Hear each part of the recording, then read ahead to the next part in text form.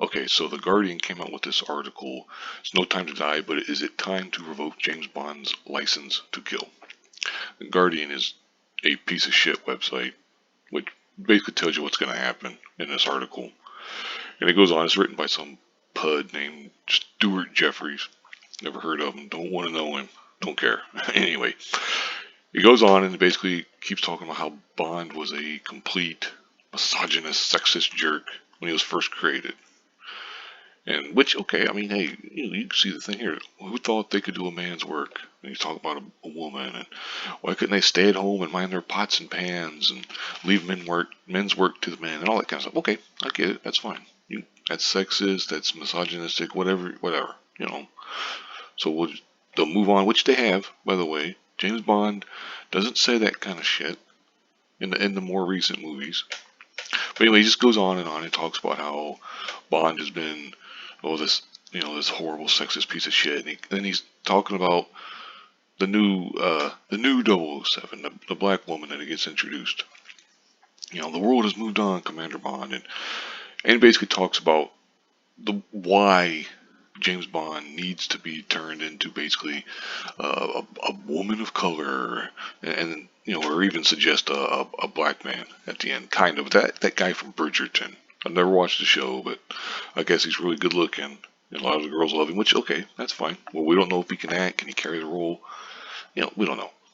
But anyway, this guy just keeps talking on and on. He just constantly talking as if he's absolutely correct, and that oh, the world has moved on, Bond, and you know we don't need any of this kind of stuff. And it's so great when I guess apparently the black 007 tells him, "You get in my way, I'll put a bullet in your knee," the one that works.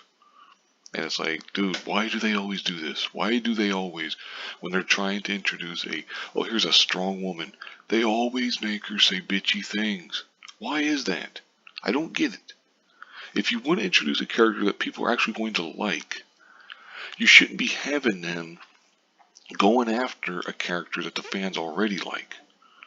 And you certainly shouldn't be having them go after them in such a way that is annoying or obnoxious or however you want to put it. The whole "I'm a strong woman, I don't need any man," that kind of shit, that never gets a character over. It never gets people to care about a character. They always look at it and say, "This is stupid." You know. It, anyway, this is a Daniel Craig's final James Bond movie. He's going to be moving on, which that's fine. That's cool. No big deal. I mean, it just keeps going on and on. This article, by the way, and I just want to get down to the very, very bottom.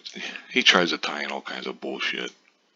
Talks about, but it also talks about how successful it's been. So let's change it, which perfectly sums up woke people in general. But anyway, I love this part right here. What could be more British than an old white guy thwarting opportunities for others by hanging around too long?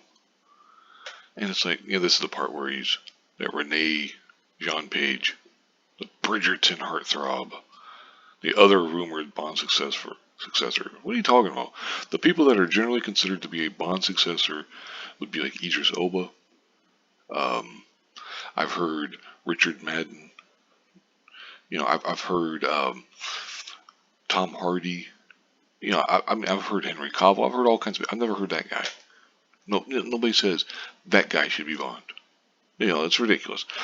But anyway, it's just this movie is going to be fucking garbage.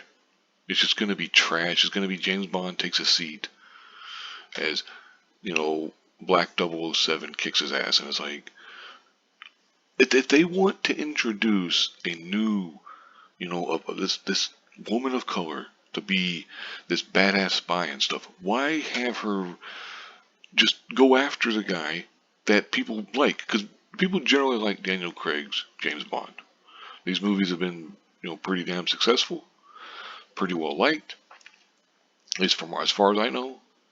So why are you having her? She's not, people aren't gonna be like, "Oh, I love this character because she's insulting a character I like." That's ridiculous. Anyway, I'll go ahead and wrap this up here. I've gone almost 5 minutes talking about this. It's, the writing's on the wall. This is going to be a terrible movie. I would strongly recommend Bond fans not watch this shit, or at least wait for reviews. Although, I don't think that's going to happen either. I don't think that's going to be any better anyway. 'Cause I don't think it's going to be reviewed very well, except well, maybe in the mainstream media. They might fawn all over it. I'm not sure. Anyway, I'll wrap it up here. Thank you very much for watching, and have a good one.